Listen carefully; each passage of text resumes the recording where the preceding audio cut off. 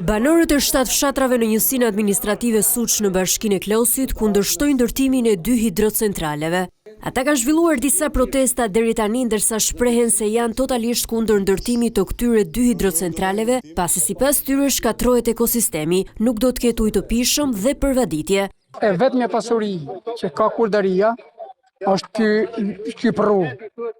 Me këto ne jetojmë, me këto majmë bletori, me këto majmë çdo lloj gjoje që kemi këto. Po të mos ujë, fshati është i maru. Me amor dhe atë ujë, i gjithë fshati duhet të vdesi, se pa ujë nuk ka jetë. Antari i Këshillit të Bashkisë Klos Gentian Gjina i tha se futja e ujit në tuba për hidrocentrale do të ishte fundi jetës në këto fshatra, ndaj do të përdoret çdo mekanizëm për ta ndaluar. Ne jemi mbledhur këtu për të kërkuar pikë pari më shumë transparencë. Si ndërtohen, ku do ndërtohen, kush do ndërtojë, çfarë projektesh janë, që banorët janë aq shumë të irrituar për faktin sepse të gjithë banorët në mas dërmuese pretendojnë se u rrezikohet ujë i pishëm dhe ujë vadis.